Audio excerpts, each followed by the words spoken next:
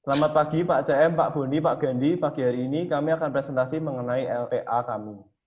Yang pertama adalah bab 1 pendahuluan. Latar belakang proyek. Semarang merupakan salah satu kota yang terus berkembang. Transportasi juga harus berkembang guna memenuhi kebutuhan masyarakat beraktivitas. Bandara adalah salah satu fasilitas yang disoroti dalam proyek kali ini. Fasilitas pendukung yang akan didirikan di dekat bandara merupakan stasiun LRT. LRT merupakan salah satu rencana PT Angkasa Pura dalam pengembangan kawasan Bandara Ahmad Yani Semarang. Kemudian untuk pernyataan masalah, bagaimana membuat bangunan di tanah rawa tanpa melakukan reklamasi? Bagaimana menciptakan stasiun LRT yang sustainable? Bagaimana menciptakan sirkulasi yang efisien untuk pengguna stasiun LRT? Tujuan, membuat bangunan di tanah rawa tidak melakukan reklamasi.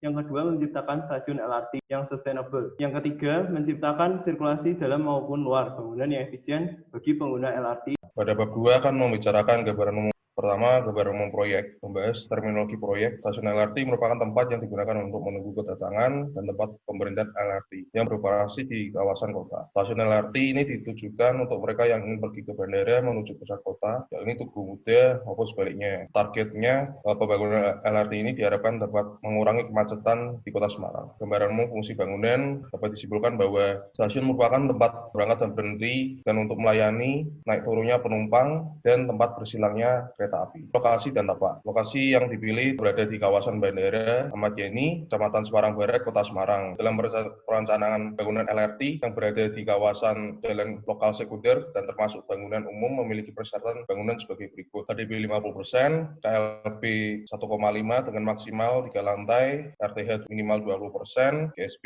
17 meter. Gambaran umum lokasi di luar tapak. Berikut ada beberapa bangunan di sekitar tapak. Jalan pada area tapak memiliki dua arah, mengarah ke barat dan timur. Hanya akses ke terminal bandara saja yang satu arah menuju arah barat dan berakhir di bundaran yang bisa mengarahkan ke akses runway, kargo, dan exit bandara. Lebar dari tiap jalan adalah 15 meter dengan 4 lajur. Berikut ada data iklim yang diambil dari website video.com. Gambaran umum tapak. Berdasarkan Perda Semarang nomor 14 tahun 2011 menyebutkan bahwa akan ada peningkatan prasarana rel kereta api. Ada beberapa moda transportasi yang dapat melewati jalan di area tapak, yaitu ada mobil, motor, truk pariwisata, bus BRT, dan truk Pertamina. Kelebihan lokasi tapak, lokasi berseberangan dengan gedung parkir bandara sehingga pengunjung bandara Ahmad Yani yang dapat parkir dengan mudah. Tempat cukup strategis. Lalu kekurangannya, tapak berada di daerah rawa sehingga membutuhkan treatment khusus terhadap pengolahan tapak. Bab 3 analisa dan pemrograman sektor. Yang pertama adalah analisa dan program fungsi bangunan. Yang pertama karakteristik pengguna. Secara garis besar bangunan dapat dikelompokkan menjadi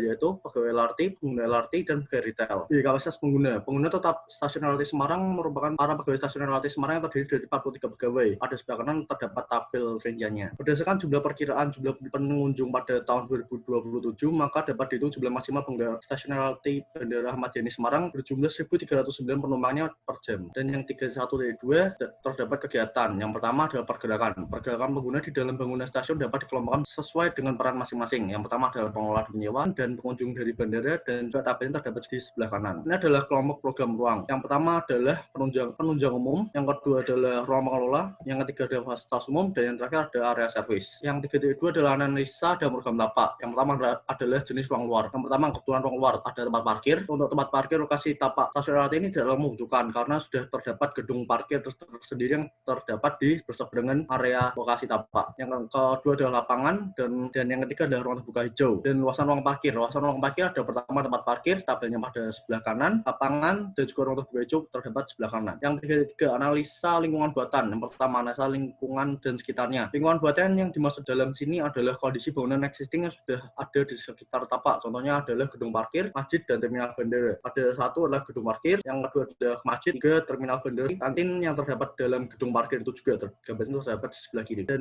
yang kelima adalah SPBU, analisa transportasi dan utilitas kota. Pertama adalah transportasi kota.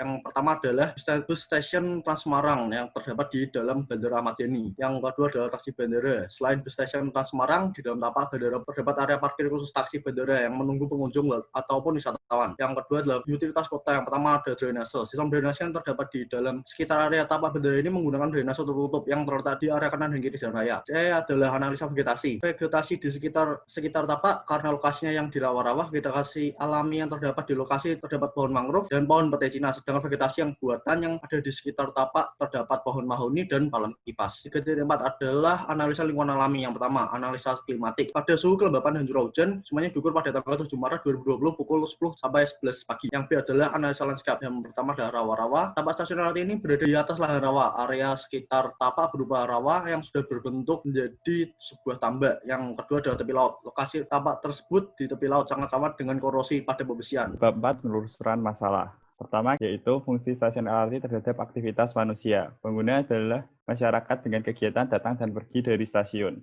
Perlu dibedakan sirkulasi datang dan pergi. Fungsi stasiun LRT terhadap lingkungan. Lingkungan sekitar tapak berupa tambak. Penataan ruang luar harus dipikirkan agar tidak mengganggu aktivitas pengguna dan lingkungan sekitarnya. Transportasi yang digunakan adalah kendaraan pribadi dan transportasi umum. Yang ketiga, fungsi stasiun LRT terhadap tapak. Tapak tidak boleh direklamasi. Vegetasi dapat dipindah ke sekitar tapak untuk mencegah erosi. Identifikasi permasalahan.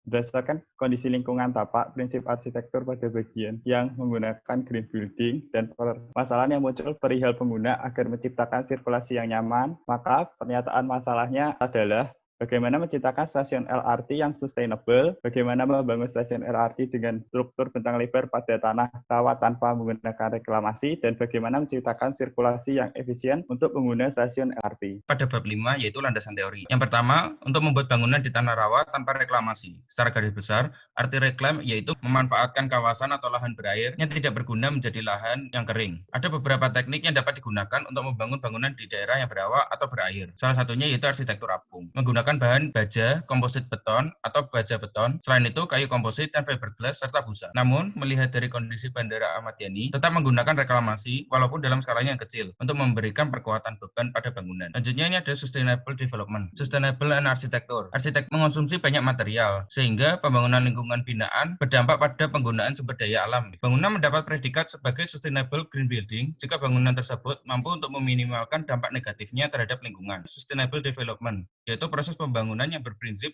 memenuhi kebutuhan sekarang tanpa mengorbankan pemenuhan kebutuhan generasi masa depan. Bab 6, landasan perancangan. Landasan perancangan tata ruang bangunan. Di sini tata ruang bangunan dan sirkulasi bangunan dirancang dikelompokkan berdasarkan kategori pengguna dan kebutuhan ruangnya. Pemisah yang jelas diterapkan pada sirkulasi pengguna LRT antara yang datang dan yang pergi. Landasan perancangan tentang bentuk bangunan. Bentuk bangunan diselaraskan dengan prinsip sustainable building, yang mana bentuk bangunan dirancang untuk dapat dikembangkan di kemudian hari dan tidak berdampak buruk bagi lingkungan yang sudah ada. Bentuk dalam bangunan dibuat ramah terhadap semua golongan, termasuk penyandang disabilitas. Landasan perancangan struktur bangunan. Karena tidak boleh reklamasi, struktur harus menggunakan struktur yang dapat bertahan di area rawa. Di sini dibagi menjadi 3 struktur, yaitu bangunan utama menggunakan struktur rangka dengan fondasi rak, struktur atap menggunakan salah satu dari struktur membrane, space frame, kabel seling, folded plate, dan pneumatik, lalu struktur peron menggunakan sosro bahu. Landasan perancangan bahan bangunan.